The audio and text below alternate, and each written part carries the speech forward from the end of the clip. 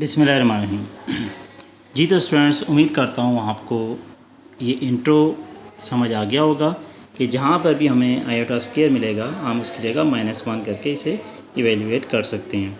तो अब आइए एक्सरसाइज नंबर 2.5 शुरू करते हैं और क्वेश्चन नंबर 1 लेते हैं। Evaluate the following. सबसे पहले ये टर्म दी हुई है आयोटा 7। आपने बेटा ये देखना है कि जहाँ कहीं भी आयोटा की इंटीग्रल पावर ऑड में है तो उसको आप इवन पार्ट में इस तरह से कन्वर्ट करेंगे। 7 है तो इसे 6 + 1 यानी कि 7 को 6 + 1 कह सकते हैं हम।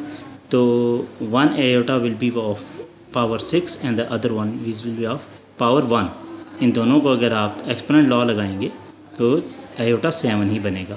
तो जब कभी भी आप ऑड इंटीग्रल पावर देखेंगे ऑड है तो उसको आपने इवन में कन्वर्ट करना है इस तरीके से। तो करीब तरीन जो इवन होगा वो आपने लेना, उसके जो रेस्ट है वो आपने साथ एक और इमेजिनरी एंट्री करनी पड़ेगी।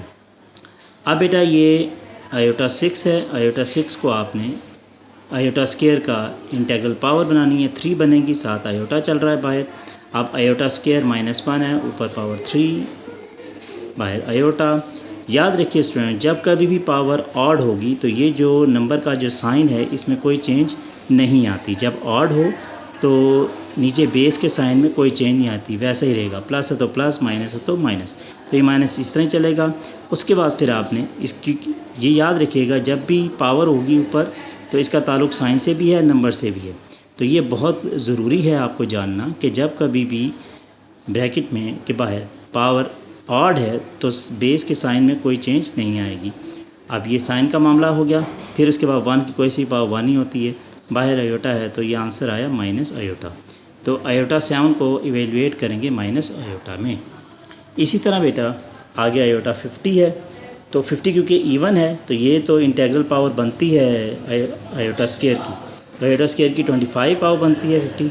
आयोटा स्क्वायर की जगह आपने वैल्यू लगाई जो कि हमें मालूम है कि -1 होता है।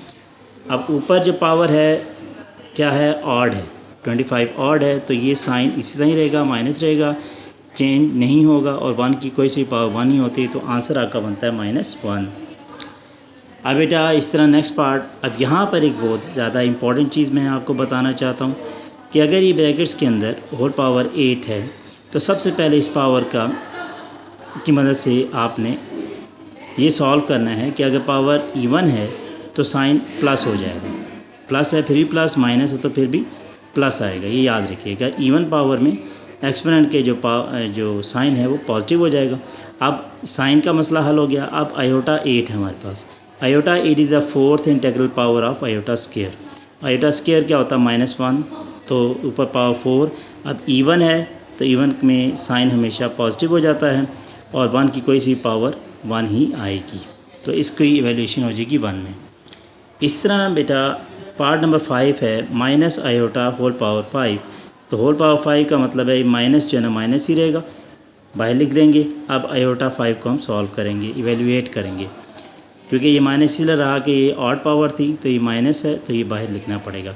इधर पावर इवन थी तो ये माइनस का प्लस हो गया तो इसका कोई फिर हमें फ़र्क नहीं पड़ता।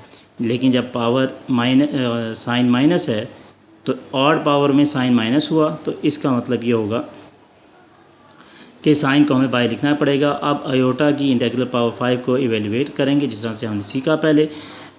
ऑड पावर है तो इसे 4 और 1 में कन्वर्ट कर देंगे। इस तरह से ये जो ऑड पावर है 5 वो बनेगी आयोटा 4 टाइम आयोटा। तो आयोटा 4 इंटीग्रल पावर है आयोटा स्क्वायर की, इंटीग्रल पावर 2 है, साथ आ गया आयोटा इंटीग्रल पावर स्क्वायर -1 ऊपर स्क्वायर आयोटा आ गया। तो अब फिर आपने वहीं पर देखना है कि ये पावर स्क्वायर है, स्क्वायर का ये माइनस का ये क्या आ जाएगा प्लस, और 1 की कोई भी पावर 1 ही होगी। तो ये बेटा इस स्क्वायर और पावर का जो ना ये जो बार बार मैं आपको फोकस कर रहा हूँ, इस पर एम्फासाइज कर रहा हूँ, तो ये भी आपने बड़ा गौर करना है। यहाँ पर अक्सर स्टूडेंट थोड़ी सी मिस्टेक कर जाते हैं कि इस पावर और ये जो साइन है इनका ख्याल बहुत रखना है आपने। तो सॉल्व करते जाएँ, 1 आंसर आएगा आयोटा के साथ आयोटा। अब ये मेन ब्रैकेट ओपन कर दें, बाहर माइनस चल रहा था तो ये आपका इवेल्युएट वैल्यू आएगी minus iota.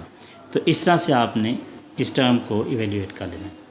I hope so कि बेटा आपको ये वीडियो समझ आ जाएगी। आप इसको बार बार देखिए और इसी की रोशनी में ये क्वेश्चन नंबर 1 ऑफ 2.5 कीजिए।